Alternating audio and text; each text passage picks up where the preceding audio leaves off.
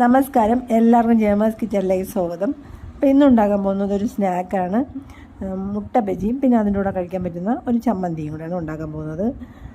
അപ്പോൾ അതെങ്ങനെയാണ് തയ്യാറാക്കാൻ നോക്കാം. അപ്പോൾ വീഡിയോയിലോട്ട് പോകുന്ന മുമ്പ് എൻ്റെ ചാനൽ കണ്ട് ഇഷ്ടമായാൽ സബ്സ്ക്രൈബ് ചെയ്യാനും പിന്നെ അതോടൊപ്പം തന്നെ തൊട്ടടുത്തുള്ള ബെല്ലൈക്കൻ പ്രസ് ചെയ്യാനൊന്നും മറക്കരുത്. അപ്പോൾ നമുക്കിനി മുട്ട ബജി എങ്ങനെയാണ് തയ്യാറാക്കിയിരിക്കുന്നതെന്ന് കാണാം. ആദ്യം നമുക്ക് ഈ ബൗളിലേക്ക് 1 കപ്പ് കടലമാവ് ഇട്ട് കൊടുക്കാം.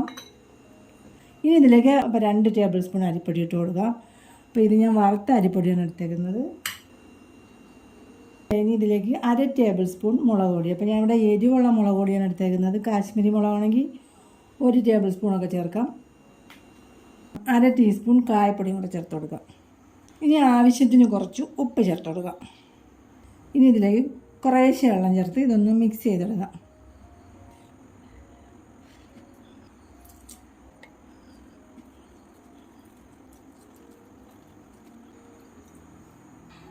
കുറേശ്ശെ വെള്ളം ചേർത്ത് ഇതേപോലെ മിക്സ് ചെയ്ത് കൊടുക്കണം. ബാറ്റർ ശരിക്കും ഒന്ന് ലൂസായി പോകരുത്. നമുക്ക് മുട്ട ബജി കൊണ്ട് ഉണ്ടാക്കാനുള്ളൂ. അപ്പോൾ നമ്മൾ മുട്ട ഇതിലിങ്ങനെ മുക്കിയെടുക്കണം.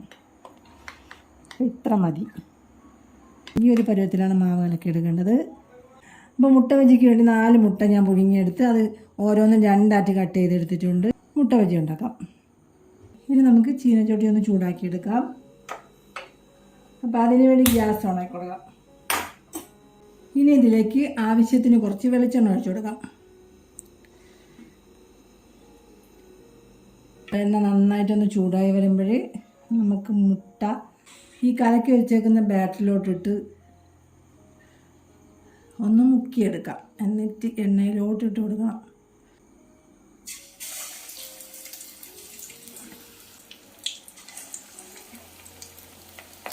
എന്നിട്ട് തീ ഒരു മീഡിയം ഫ്ലെയിമിൽ വെച്ച് കൊടുക്കണം.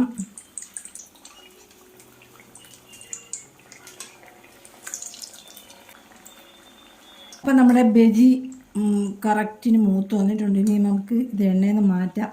തിരിച്ച് മറിച്ചൊക്കെ ഇട്ടൊന്ന് മൂപ്പിച്ചെടുക്കണം കേട്ടോ. അപ്പോൾ എടുക്കുന്ന സമയത്ത് തീ ഒന്ന് കൂട്ടി വെച്ചിട്ട് എടുക്കണം. ഇനി നമുക്കിത് എണ്ണയിൽ നിന്ന് മാറ്റാം.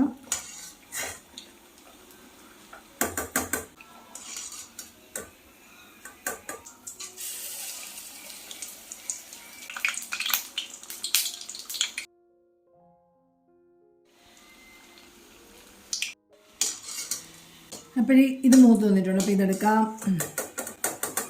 ഇത് വളരെ എളുപ്പമാണ് കേട്ടോ മുട്ട ബജി ഉണ്ടാക്കാൻ.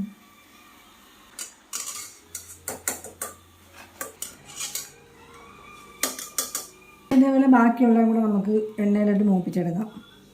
നമുക്കിനി മുട്ട ബജിയിലൂടെ കഴിക്കാൻ വേണ്ടി ഒരു ചമ്മന്തി കൂടെ തയ്യാറാക്കാം. അതിനായിട്ട് നമുക്ക് ഈ മിക്സിയുടെ ചെറിയ ജാറിലോട്ട് ഒരു ചെറിയ സവാള കട്ട് ചെയ്തത് ഇട്ട് കൊടുക്കാം. പിന്നെ ഇതിലേക്ക് കുറച്ച് പുളി, കുറച്ച് മുളക് പൊടി, ഒരു 1/2 ടേബിൾ സ്പൂൺ മുളക് പൊടി, എരിവൊക്കെ നിങ്ങൾ ആവശ്യത്തിനനുസരിച്ച് ചേർക്കാം. ഇനി കുറച്ച് ഉപ്പും കൂടെ ഇട്ട് കൊടുക്കാം. എന്നിട്ടിത് നല്ലതുപോലെ ഒന്ന് അരച്ചെടുക്കാം. അപ്പോൾ നമ്മൾ ചമ്മന്തി ഇതാ അരച്ചെടുത്തിട്ടുണ്ട്. ഇനി ഒന്നുമില്ല കേട്ടോ. ഇത് കുറച്ച് പച്ച വെളിച്ചെണ്ണ കൂടെ ചേർത്ത് കൊടുത്താൽ മതി. ഇതിൽ കുറച്ച് വെളിച്ചെണ്ണ കൂടെ ചേർത്ത് കൊടുക്കാം. ഇത്തിരി വെളിച്ചെണ്ണ, പച്ച വെളിച്ചെണ്ണ കൂടെ ചേർത്ത് കൊടുത്തിട്ട് ഇതൊന്ന് മിക്സ് ചെയ്യണം. അപ്പോൾ നമ്മുടെ മുട്ട ബജിയുടെ കഴിക്കാനുള്ള ചമ്മന്തി റെഡിയായി. അപ്പോൾ നമ്മളുടെ വളരെ പെട്ടെന്ന് തയ്യാറാക്കി എടുക്കാൻ പറ്റുന്ന മുട്ട ബജിയും പിന്നെ അതിലൂടെ കഴിക്കാൻ പറ്റുന്ന ഒരു ചമ്മന്തി റെഡിയാക്കി എടുത്തിട്ടുണ്ട്. അപ്പോൾ എല്ലാവരും ഒന്ന് ട്രൈ ചെയ്ത് നോക്കൂ. അപ്പോൾ നിങ്ങൾക്ക് ഈ വീഡിയോ ഇഷ്ടമായെങ്കിൽ ലൈക്ക് ചെയ്യാനും ഷെയർ ചെയ്യാനും കമൻറ്റ് ചെയ്യാനൊന്നും മറക്കരുത്. അപ്പോൾ നമുക്ക് മറ്റൊരു റെസിപ്പിയുമായി അടുത്ത വീഡിയോ കാണാം.